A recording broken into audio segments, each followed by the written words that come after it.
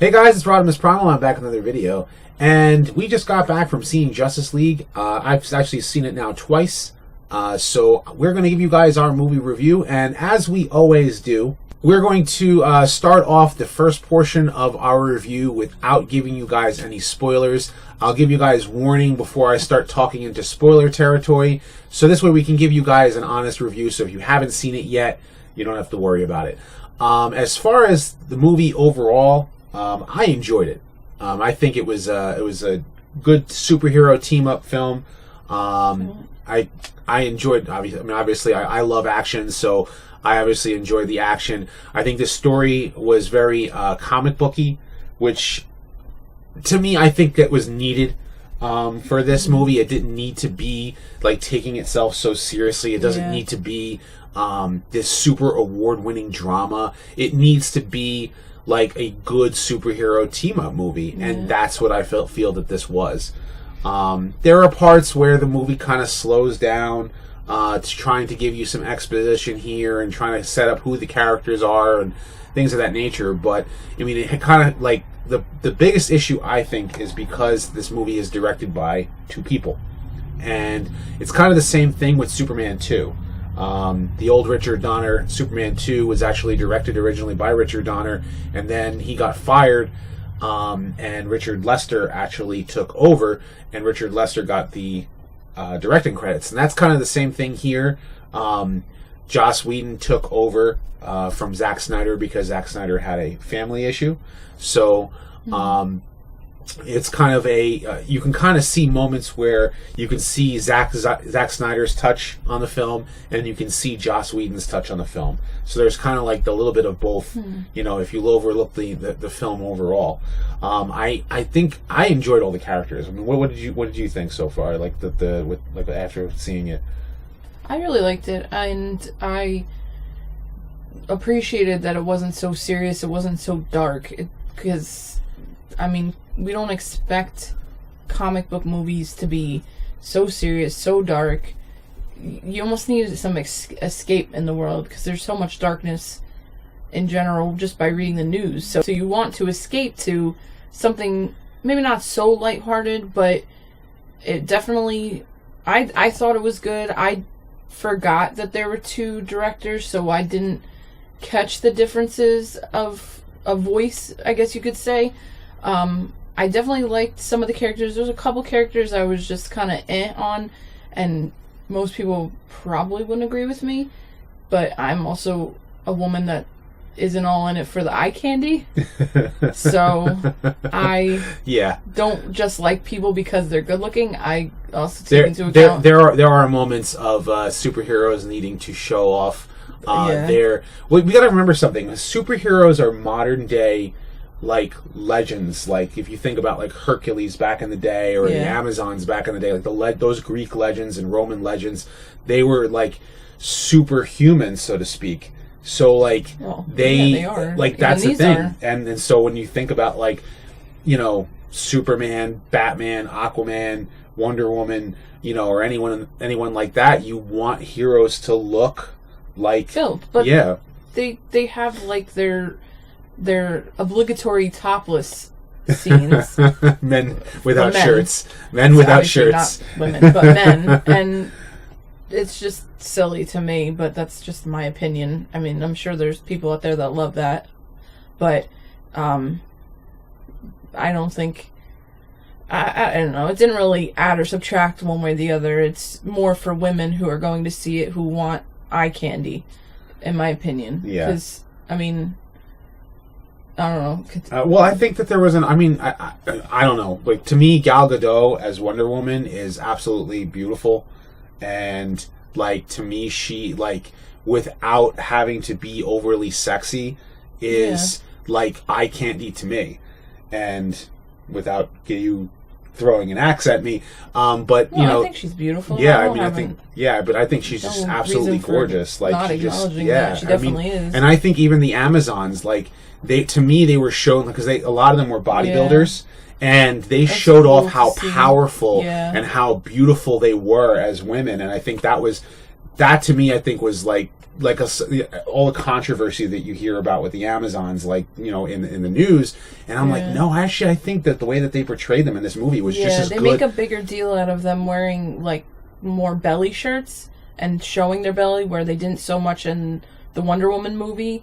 But honestly, even though we talked about it beforehand, and because I mentioned there being a controversy and people saying, well, Woman directed the Wonder Woman movie, so there was less skin showing than there was in this movie, but I didn't even realize it going and seeing the movie, because you don't think about it because there's so much going on and they're shown to be so powerful, you're not really paying attention to what they're wearing. Yeah, I mean, if anything, like the Amazons were empowering in and of itself, because it was just like this super warrior class that, like, you know, you don't mess with the Amazons, like, you know. And in the same way, the Atlanteans and pretty much like every single like action piece and every single person that was in action in this film, male or female, it didn't matter. Like, they were all shown to be like super powerful, and I think it was really done well.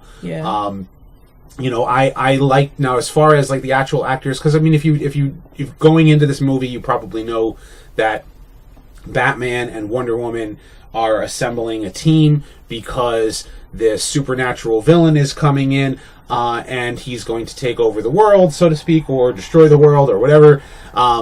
And destroy the world, create his own world. Pretty much destroy the world. So, and it's just fun because it's a superhero team up. I mean, you think about it, like, it needs to be more than just that. Hey, there's Lex Luthor, who, I mean, they already defeated him in a movie, and it was just with Batman and Superman. Wonder Woman. Yeah, so they didn't need. It needed to be a big threat, not something.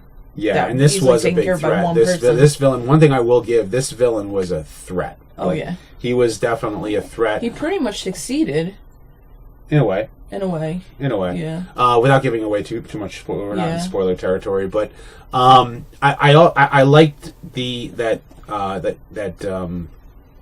Batman was showing off his arsenal. His arsenal. Like, if you actually you can really see the Batcave, you know, and he kind of like.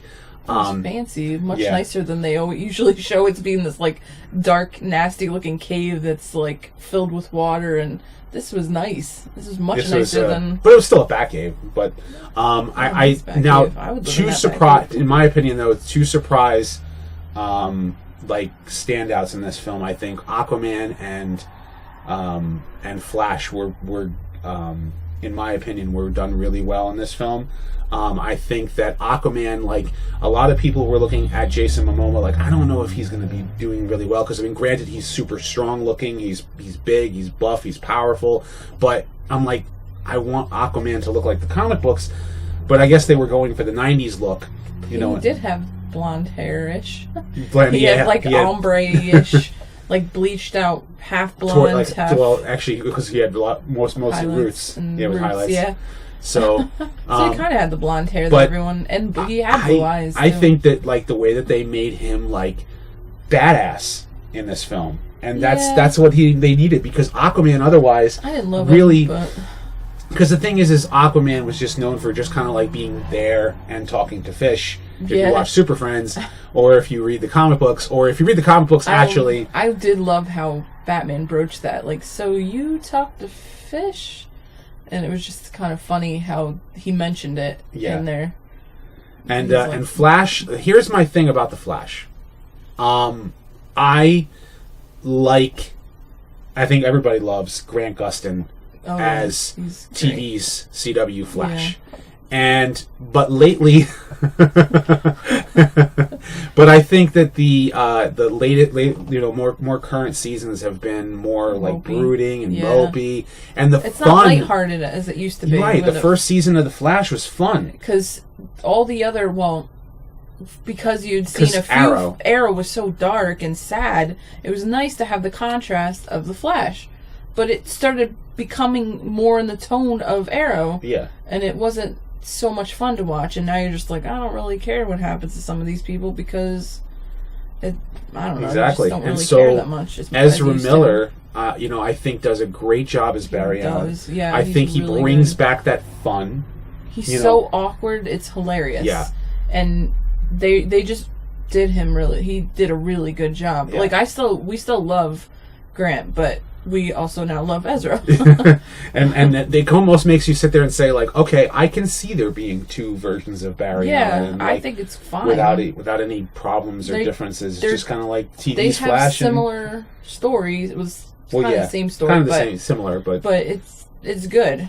Yeah, I think it was they done did a well. good job. And I like what they did with Cyborg. Cyborg was my second favorite because you loved Aquaman and Flash. I loved Flash and Cyborg. I thought Cyborg was really good.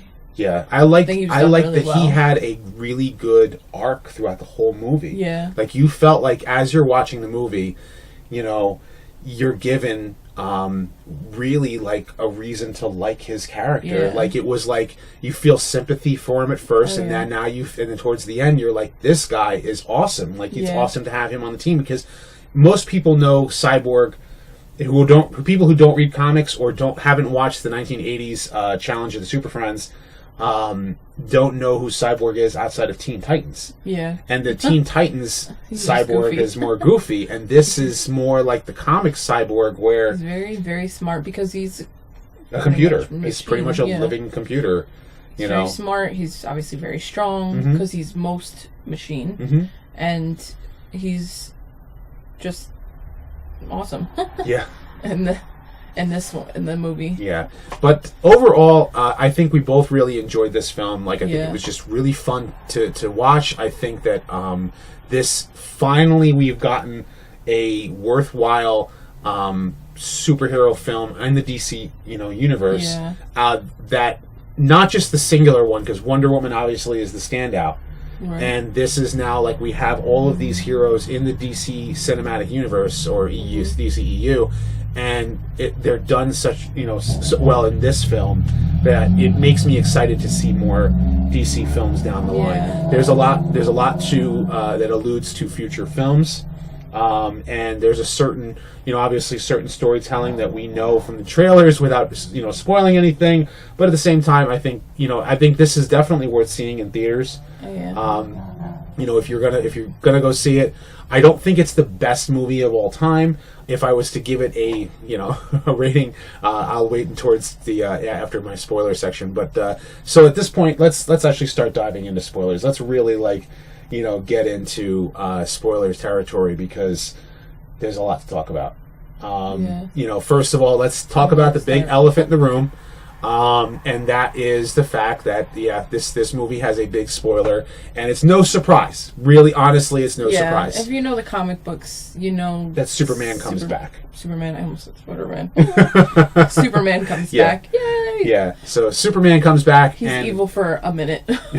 Not even evil. He's just confused. He sees them all. It looks like he almost sees people as, I don't even know. Well, it's because his X-ray vision starts going crazy, and he's not really thinking. Like zombies, kind of, but I don't think he has to focus his vision. I think that's what it is. Yeah, it's like, that makes sense. Yeah. But so his life had to get back into focus. But when he comes back to life, and he doesn't come back to life any way like the comics. Like the way they brought him back in this movie was just kind of like they just used everybody's. They use the cubes, because the cubes are the mother box. The mother boxes. There's 3 of them. And they got the 2 were taken by Steppenwolf, who was the villain, and they got the 3rd one, and because it was being guarded by Cyborg and his father. Well, because the box actually was what made Cyborg what he is. Yeah. And so they used that with the Flash's power to supercharge the amniotic fluid in the Kryptonian ship to actually revive Superman. Yeah. Ew, I thought it looked like sewer water. Yeah, that's what it's supposed to be. Yeah, it's because it's the birthing. I think what it is that it's kind of like the birthing matrix. Kind of like if you follow Man of Steel comics from the 1980s, that's kind of how they brought Superman back to life, like in a weird way. And that's also what created Doomsday in Batman v Superman: Dawn of Justice, was that fluid. Yeah, that's true. So this same fluid brings Superman back to life. And he comes back, and he's not so nice. He fights. Oh, that's something I wanted to touch on, because since Superman came back, and I didn't want to talk about it in the non-spoiler section, was the music, and was the fact they used Danny Elfman's soundtrack for Batman's theme. They use the Amazon or Wonder Woman theme. No, yeah, it was I can't. Right, and they use the they use that when Superman comes back to life and he's starting throwing punches at the Flash, and you can hear Batman's theme. You can hear they use the music in this movie that is very familiar, and that's some of the things that I really enjoyed, and I appreciated that they got Danny Elfman in this movie to do the soundtrack, because he brought all that together and used music in such a way that, in my eyes was what really made the film for me overall. I mean, obviously the storytelling was done. There were a lot of points, there were a lot of jokes that kind of felt like Zack. I remember this is what I was talking about, was like Zack Snyder kind of has this, I don't know, dark brooding feel to the movie, and that's where Gotham really works. And then you can kind of see where, there are a couple of Joss Whedon type jokes, in the film, and that's what I was talking about. But something that I wanted to touch on was the CG on Superman was so bad. What happened was I think that when Snyder was intending to revive Superman, he was supposed to come back with a beard and supposed to wear the black outfit. But when he comes back, he doesn't have the beard, and it doesn't even make sense how he would have had a beard. He didn't have a beard when he died. Well, because I think the storytelling was supposed to be different. Zack Snyder's version was probably going to be very different, and so he was going to have a beard. But you can see the CG on his face, he literally looked like a PlayStation 3 CG there was model. Parts where it looked very weird. This movie was really star-studded. I think that having J.K. Simmons as Jim Gordon was really good. Yeah, I wish he had a bigger role though, because he's so good. I love. He wasn't so. I can't think of how you would describe him, but he usually has a certain way about him. He was a little. He wasn't so over the top. Yeah, he was definitely more serious in this. I was expecting him to start throwing some lemons. If you played Portal 2, you know what I'm talking about. So, but instead, he kind of he's looking at evidence of what's kidnapping people, and in the end, it actually is parademons, and the parademons work for Steppenwolf, and Steppenwolf is voiced by what's his name, Ciaran Hinds. Is that how you pronounce it? Don't know, but his voice is amazing. I like this over the top villain. He's done a lot. He was in Frozen. Speaking of him as a villain, Steppenwolf as a villain in this movie was awesome to me, because if Marvel movies don't really have strong villains. All of their villains are just kind of They don't make sense. This villain is I don't care if he's Power Rangers-esque. It's kind of one of the things that I liked about X-Men Apocalypse, even though X-Men Apocalypse Apocalypse actually looked like a Power Rangers villain. This looked more like a monstrous villain. Yeah, they tried to make him look real, and honestly, he didn't look that real. Right. He looked very you CGI. Can see you can tell he was a CGI model. It was still good. Yeah. He was very successful. I mean, he pretty much succeeded to almost the very end. Yeah. He started to destroy the world. He got the 3 cubes together, or the 3 boxes together, and he succeeded. It was just a matter of then the Justice League figured out how to defeat him, and they succeeded in doing so, and it was good. But well, where we were going was basically that he was just a really good villain. Yeah. So I think that as far as a villain, he works, because in order to make Justice League, the characters in Justice League are so powerful. Yeah. The Avengers aren't as powerful as Loki and the Chitauri, whereas the Parademons are kind of really strong and powerful, and Steppenwolf is just you need the entire Justice League to take him out. That to me made the villain work so well. Also, stay for the end credits. There are 2 end credit scenes. They set up Legion of Doom. Lex Luthor breaks out of jail, and they introduce Deathstroke. Oh, that was so awesome. Good. That was so awesome. I like Deathstroke and the guy who plays Deathstroke in Arrow. Yeah. But this guy looked really cool. Who was he? Did you recognize him at all? I mean, he just kind of looked like, I'm sitting there, I'm like, is that Manu Bennett? Because I looked it up, and he wasn't. You couldn't tell who he was. Like I couldn't tell, who he was at all. So I'm not sure. But either way, like, I'm excited because they're setting up basically Legion of Doom, and I forgot what the title was for the seasons that had Firestorm and Cyborg, and they fought Darkseid in the Super Friends in the 80s. Yeah, Darkseid, and they name dropped Darkseid because Steppenwolf says, like, my master Darkseid or something like. I forgot exactly how they said the line, but they did name drop that, so that was worth it as well. Overall, I mean, I could still say that there were things in this movie, and so at this point, I think we're going to wrap it up.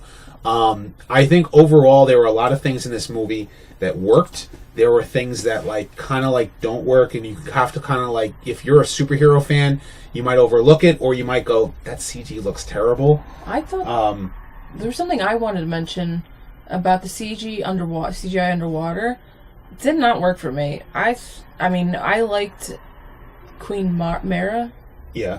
But I did not like how they looked underwater. To me, it was very hard to follow. I didn't like the look of it at all. I mean, it's underwater, so it is what it is. But it wasn't as well done, I feel like, because what they were guarding the second box.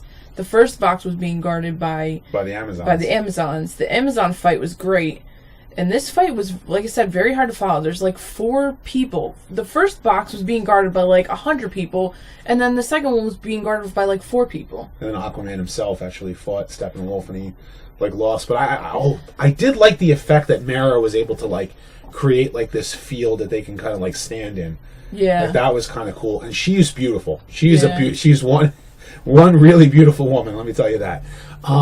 So I think she looked great, and I'm actually excited for an Aquaman movie, but I think that you didn't like the underwater sequences, so... I didn't really care for Aquaman. I mean, I liked him, but he wasn't one of my favorites, and I don't think Jason Momoa is good looking, but he's not, amazing looking to me. I'm not, I don't know, so many women fawn over him, and I'm not really one of them. Would you say more about Henry Cavill? Would be more, Yeah, but his teeth bother. I've always been a Ben Affleck fan, and now in this, he looks older, he looks strange and tired, and with the current events, I'm not super happy with him, so honestly, I think Ezra Miller was probably, to me, probably strange, because most women probably wouldn't say that, but I thought Ezra Miller was pretty good looking. So anyway, back to wrapping this up. I think that this movie overall was a great time. It was exciting. I think that there were points that could have been better. If you're looking for negative things, you are going to find negative things in this movie. If you're looking just for the positives, you're just going to look at the positive things in the movie. I think that there's a lot of both. There's a lot of both, and I think it's not the best. Good balances out the bad. Yeah, it's not a great movie. It's not a terrible movie. To rank out, how would you rank the DC movies so far? Well, okay, so I'm a type of person that typically, if the critics and people don't like certain movies, I'm probably gonna like it. It's just usually how it ends up. Mm-hmm. I liked Man of Steel. Not something I'm gonna go back and watch 100 times. I really liked Batman v Superman: Dawn of Justice. Again, probably not gonna rewatch it a million times. Really, really, really liked Wonder Woman. But this, I think, was definitely better than Man of Steel and Batman vs Superman. Mm-hmm. What did you say about just Suicide Squad and comparing that to? I liked Suicide Squad. Probably liked it less than Man of Steel and Batman vs Superman. Plus the end and the villain kind of didn't work at all. Very we have strange. An uncut. We have an uncut Suicide Squad review on my computer that I have not decided not to show it to you guys because we couldn't come up with a good overall reasoning for that movie. It just did not work. So in my book, I like this movie. I love Wonder. I think Wonder Woman. I think was the best out of all. Probably number 2, maybe. Yeah, I think this is number 2. I think Man of Steel third, then Batman v Superman: Dawn of Justice, and then way down here is Suicide Squad. Yeah. To me, Suicide Squad hate was like Suicide Squad. I've seen worse movies than Suicide Squad. Definitely not probably not a movie I'd rewatch. Yeah, no, ever. No, definitely or even buy. Unless I had to. No, yeah, Suicide Squad was definitely my my least favorite out of all of them. I liked Batman v Superman: Dawn of Justice. Yeah. I think I liked Man of Steel better. Yeah. I think Wonder Woman is the best, and I think this one was, just below it. Yeah, this is definitely number 2. I liked all of it. So with that, I hope you guys have enjoyed this review. I know we kind of went for a long while. Leave your thoughts in the comment section below. Check out my other movie reviews. If you're new to the channel, I usually do a lot of superhero movie reviews. I also do Transformers discussions. It's kind of what I'm known for, and I will have a new Transformers discussion video up very soon. So check everything out. So as always, guys, until next time.